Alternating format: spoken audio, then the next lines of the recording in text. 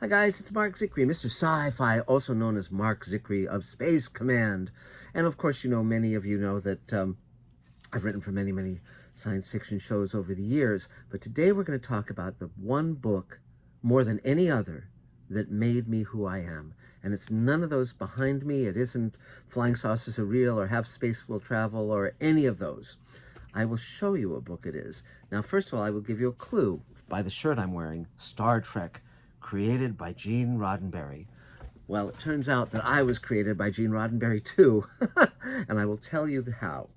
So, basically, as many of you know, Star Trek debuted when I was 10. I recorded it on reel-to-reel tape because they didn't have VCRs back then, just in case it never aired again. It was a huge formative influence on me, and I got to visit the set, and I was there for Turnabout Intruder, the last episode they ever made, and it was just amazing. It was like going to the land of Oz.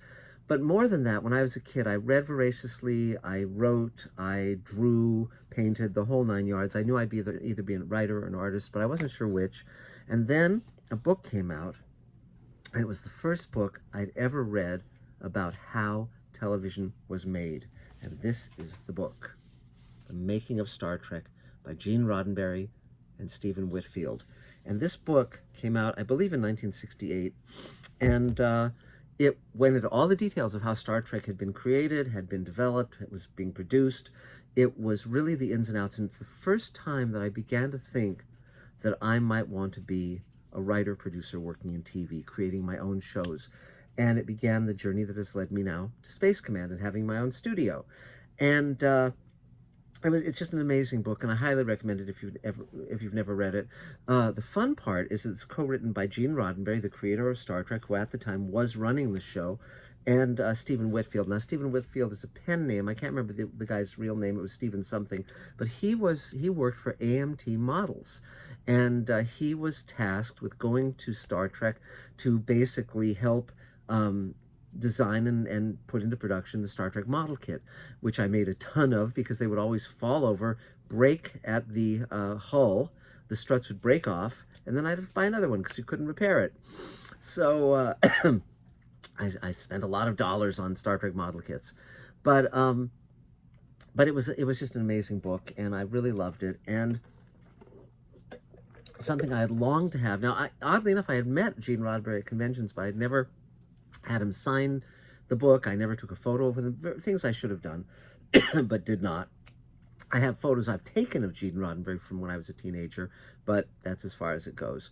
So I went to the Font of All Wisdom, eBay, recently, and someone was selling a book, a copy of this book that was signed not only by, here we go, Gene Roddenberry, but by Majel Barrett, who he ultimately married. She played Nurse Chapel on the show and previously #1 on the first pilot, and William Ware Tice, and who was the great costume designer of Star Trek, and Rick Carter, who worked on Star Trek, and Stephen Whitfield, the author of this book. So that was an amazing thing, and they were all signed to Vera.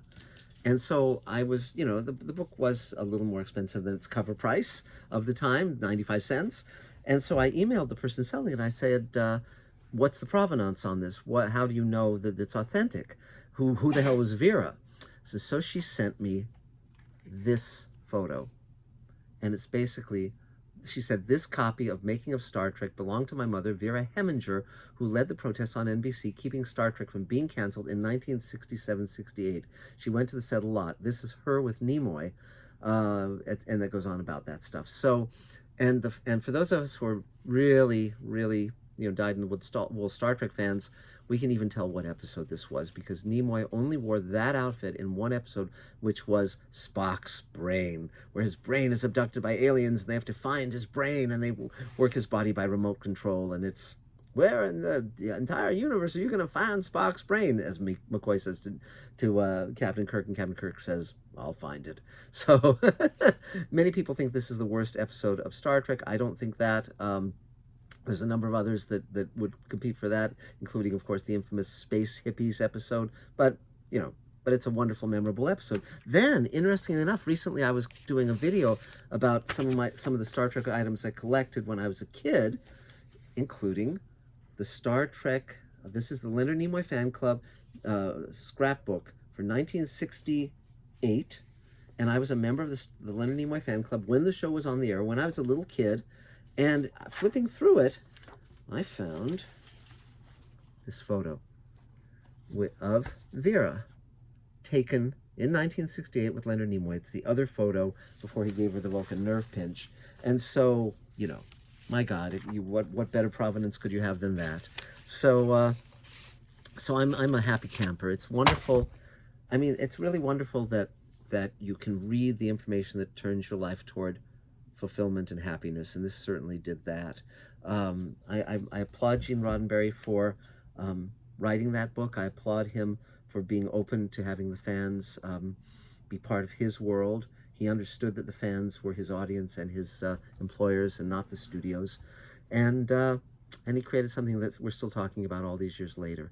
So that's it for now. I thought you would enjoy seeing the book that made me who I am. I'm sure there are books that made you who you are. You can comment below. You can become subscribers. You can ding the bell. You can do all those things. You can like. We're trying to build audience, and all that stuff helps. But and of course, we are now actively shooting Space Command again. We are almost done with the first 2 hours, which you will be seeing very, very soon. I'm very pleased with them. And we continue onward. So we'll talk very soon. Very soon. We'll talk soon. And thanks for everything, guys. And from the boy who became the man, created by Gene Roddenberry, I bid you adieu.